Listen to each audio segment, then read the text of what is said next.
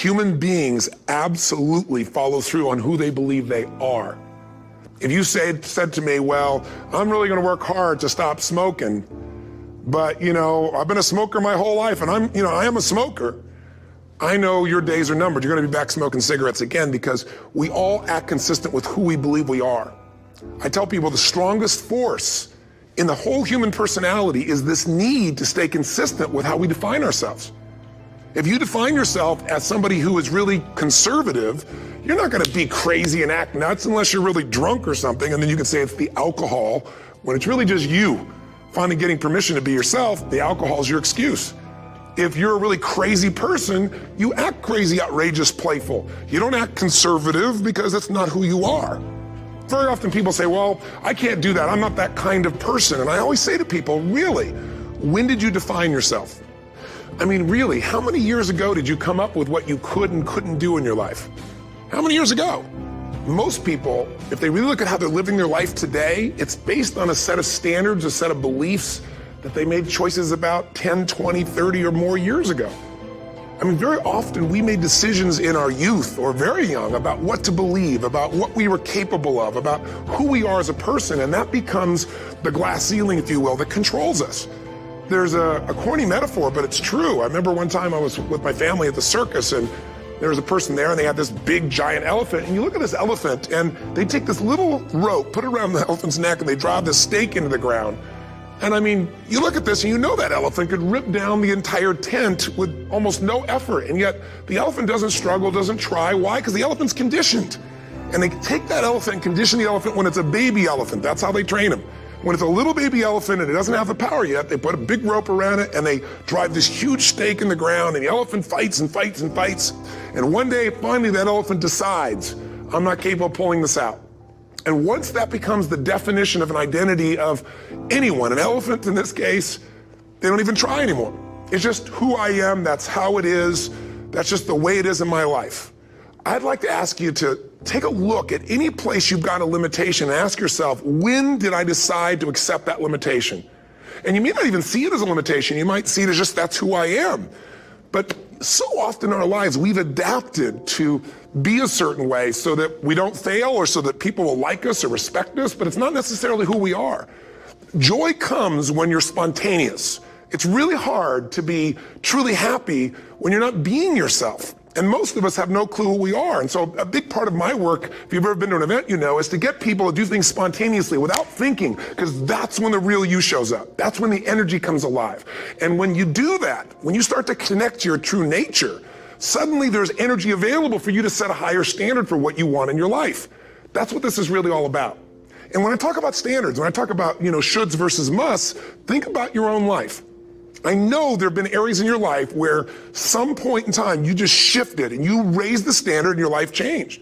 Because whatever people have their identity attached to, they live. We live who we believe we are. That's just how it works. It's just kind of like, I'll give you an example. Look at your physical body.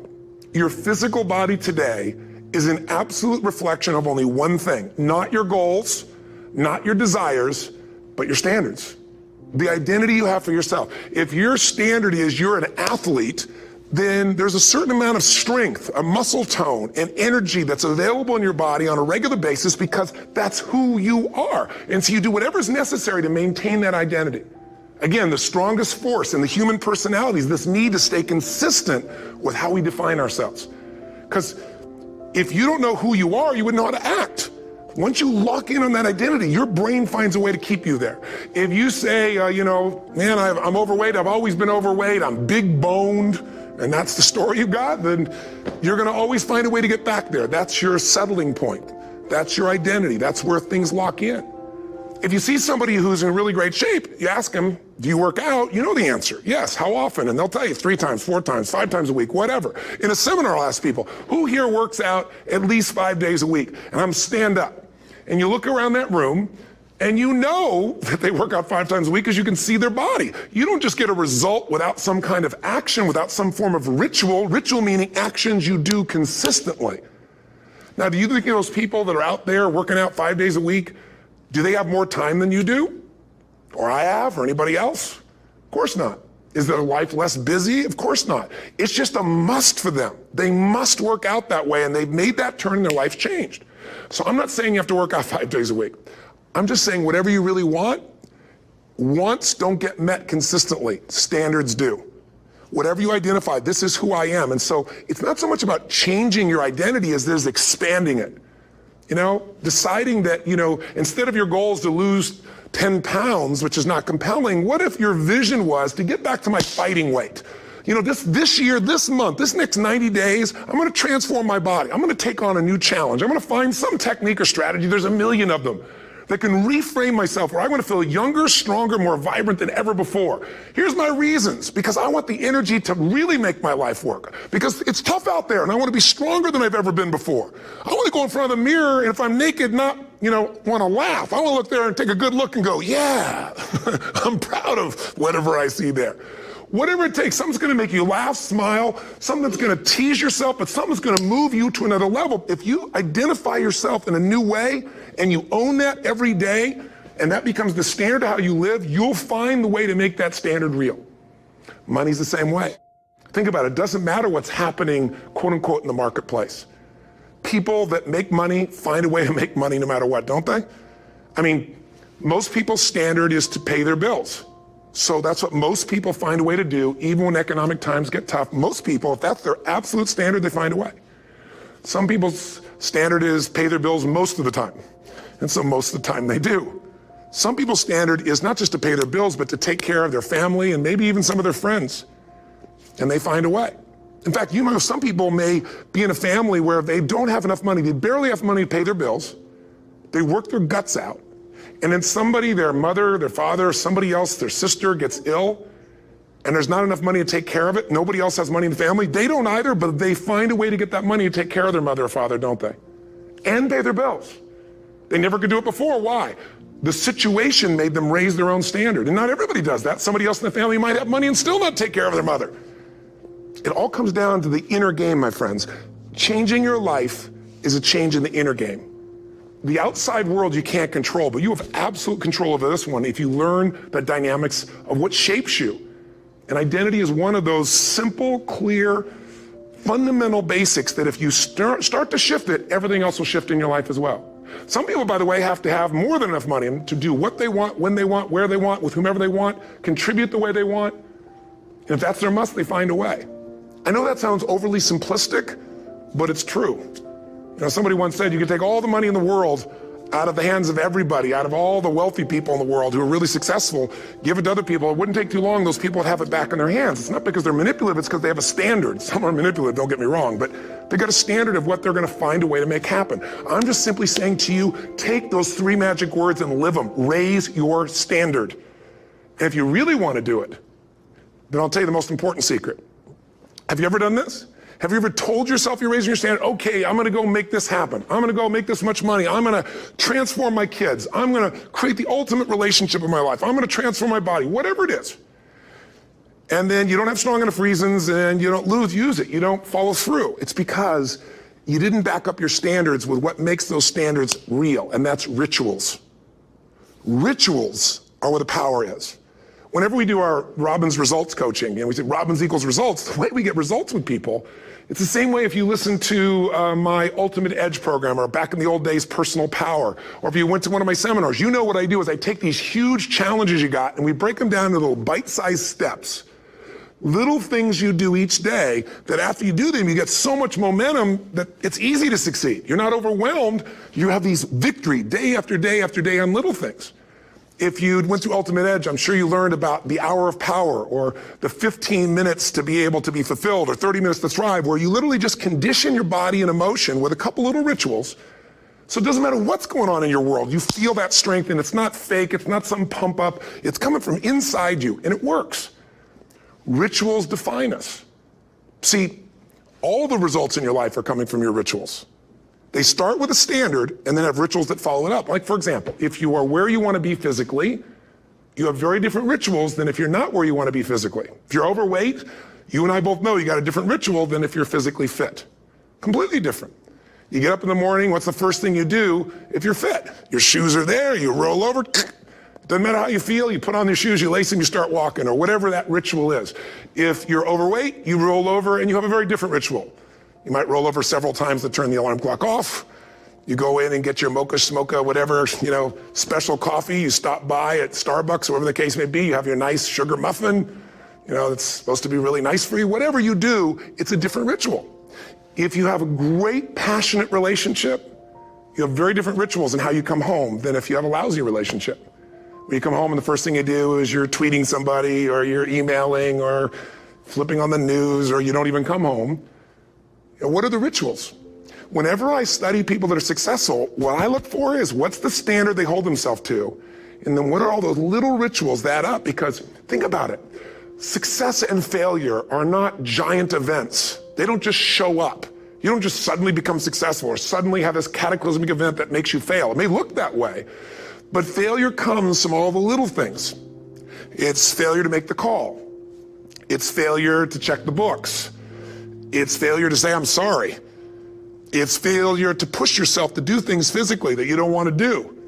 And all those little failures day after day come together until one day some cataclysmic event happens and you blame that. That event happened because you missed all the little stuff. Do you agree with me? And success, by the way, is not some overnight event. It's all these little things. Success is having a vision. Success is making it compelling. Success is really seeing it and feeling it every day with strong enough reasons. Success is feeling the sense that I'm here to grow and I'm here to give something to the world more than just myself. Success is caring about other people. Success is calling and saying, I love you in the middle of the day for no damn reason. Or sending a note. That'll change your relationship. Have a ritual of something funny, playful, or a surprise you do. How many relationships are dead today because they have no surprise rituals anymore? You need to have some rituals, some cool things you do that nobody else does that gives you a better life than anybody else has. All the little stuff. That's where success comes from. In business, it comes from delivering more than anybody could imagine. All those little things add up. People go, wow, that's who I want to do business with. It's true in any area of your life. So if you look at somebody who's really successful and you think, wow, I mean, they're so amazing, they're such a genius, you got to dig underneath and you got to remember something. People are rewarded in public for what they've practiced for years in private. Myself and my business people say, how do you get up and speak? And you have no notes and you go for 3 days and nights and the room is like, everybody's wired and it's incredible. It's like a rock concert. How do you do that? How do you have that confidence? Well, it's not confidence, it's experience now. But I did so much behind the scenes, and I still do, to make things right.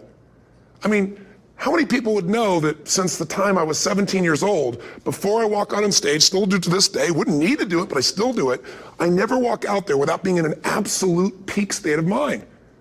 There are days my back is hurting, my throat is hurting, or I may have had a challenge, or my father passed away, and I've still got to deliver for these people because my standard is give my all every time. Every event has to be better. Talk to anybody who's been to our events for 5, 10 years, some of our trainers, and I'll say, I don't know how he does it. He always finds a way to make it better. That's not an ego thing. That's a standard in me. I have to find the way. And my ritual, though, is I prepare, I think, I gather new information, I figure out how to put something across better. What do people need? I spend time with our customers. I see what's going on. And before I get on stage each time, I have this little ritual to put myself in a state of mind. And I did it starting like 17 years old. I started doing it. I'd say, I now command my subconscious mind. And I say this out loud several times, this little phrase, set of phrases, as an incantation to kind of condition my mind and body. And I'd say, I now command my subconscious mind to direct me in helping as many people as possible today by giving me the strength and the emotion and the humor and the brevity, whatever it takes to show this person and help this person change their life now. And I started that with a person when I worked with people one-on-one, and I would do that for 45 minutes driving in my Volkswagen to go serve and coach somebody for the first time. Now I don't say that person, I say these people, and I can go out in a room of 10,000 people and deliver for 50 hours, and I do it every time I come back on stage. It's a ritual to go into peak state. Peak states don't just show up, they don't interrupt you. Great ideas don't interrupt you, you gotta pursue them. I talked to Michael Jordan, I'll never forget, at the peak of his career, and got to watch his final game, saw him backstage and spent some time with him, and it was a pretty exciting time. He was the greatest basketball player I think that ever lived and has ever lived. And I asked him, I said, what sets you apart, Michael? What is it? And is it God-given talent, ability, skill? What is it? And he said, Tony, he said, I can shoot you straight. It's not, me trying to act humble. He goes, I have a lot of talent, a lot of God-given talent, a lot of skill. I've worked really hard. But he said, really, it's my standards. He said, every day I demand more from myself than anybody else could humanly expect. I'm not competing with somebody else. I'm competing with what I'm capable of. Magic formula. Because most of us lower our standards. Why? Because who you spend time with, my friends, is who you become. One of the biggest reasons I started going to seminars when I was like 17 is I had nobody around me as a great role model. I could read about somebody, but being around people, being in that environment was very different. Finding a way to go to work with someone who lived that standard of life was very different. You get around people with low standards and you compete with it. You don't need to compete with it. It's like, okay. I mean, remember Jerry Springer? I don't know if he's still in the air, but I remember he used to get people on the show and I thought, where would he find these people? And why would people watch? I'll tell you why they watch. They watch these people and go, my life's still pretty darn good compared to that person. Look at them. You don't have to change your life. All you have to do is find somebody with a lower standard and you'll feel good about yourself. But if you feel that good feeling, it's an illusion. The only thing that's going to make you happy, my friend, in this year or any other, is to step up. It's to raise the standard. It's to discover what you're capable of and feel that incredible power of pushing through whatever's holding you back and get to the other side of more of your true self. That's what this game's all about. And look at the best of the world in anything. Tiger Woods, what's his vision? To win golf tournaments? No, to be the best that ever lived. That's his goal. That's his vision. But here's what's interesting. He backs it up with rituals. If you just have a vision and you don't have the rituals, stop lying to yourself. His rituals are, he started doing things nobody did before. He went and started lifting weights. Golfers lifting weights? No way. He went out and he changed his swing when he was the best in the world because he realized in order to be the best that ever lived, he was gonna have to change his swing. If you know anything about golf, you don't change your swing when you're the best. And he went and retrained himself because he has different rituals than other golfers. Now many people are modeling his rituals to get better. It's amazing. You know, you look at somebody like Michael Phelps, the 2008 swimmer, won 7, only 2 people, I think, in history, if I remember correctly, that have gotten 7 gold medals in one session. And here's a guy, he's got number 6 under his belt, and he's exhausted, and he's going in for that final swim. I'm sure you remember. And how does the guy win? By 1/100th of a second. Do you think that was some massive skill that got him over the top? Or was it a standard that says, this is who I am? I am the champion. And no one is taking this from me. And somehow in those final milliseconds, 1/100th of a second, he pushed himself just beyond his competitor. But you know about Michael Phelps?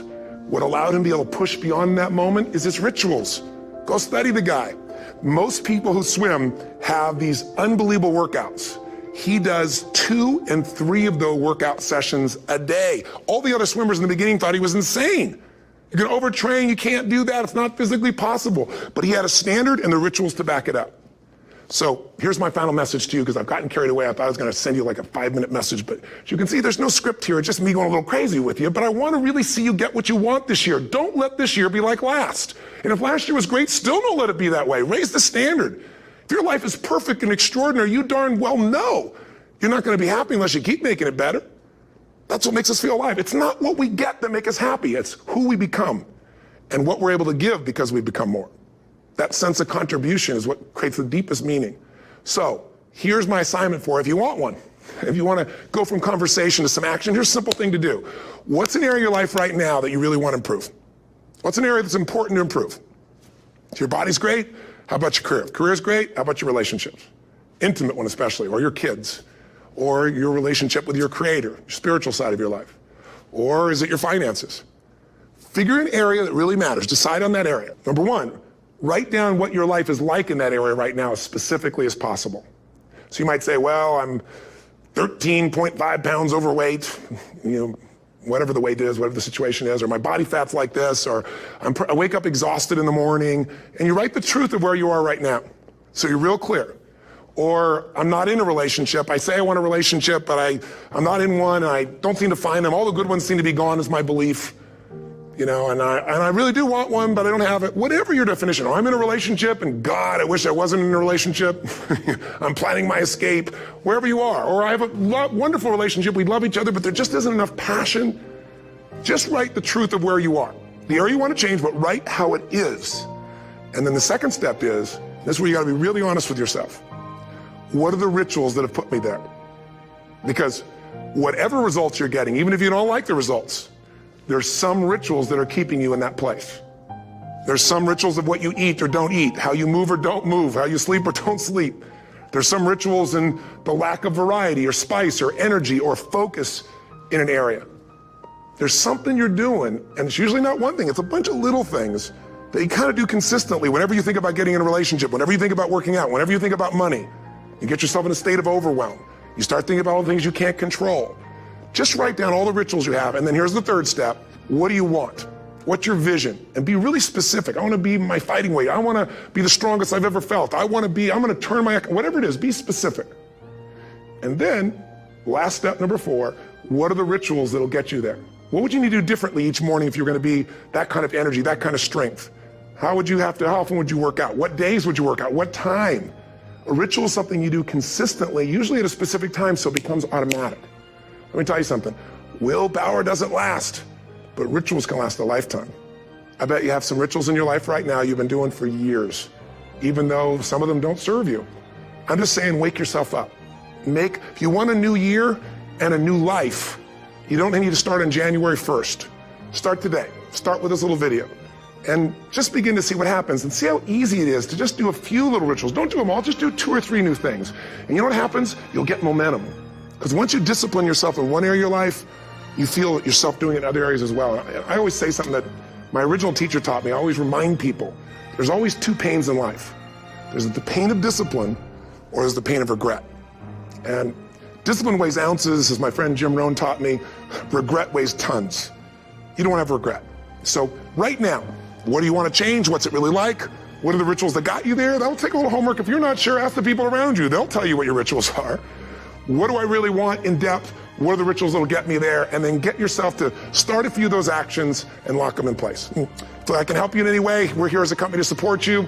Come have an event with us. Come to Unleash the Power Within or Mastery University, or get a coach. You can get a free coaching session if you call our company, or click on something on this. Will probably have something on it, or get a product, or don't do anything with us, but do something with somebody, starting with you.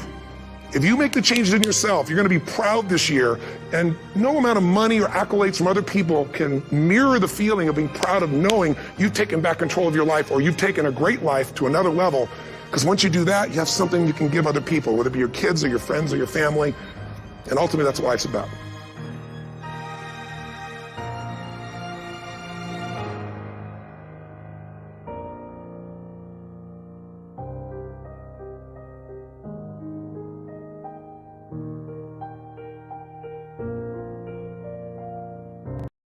If you like Succeed with Knowledge, subscribe and give us a thumbs up. Also comment on what you like, you didn't like, and thanks a million.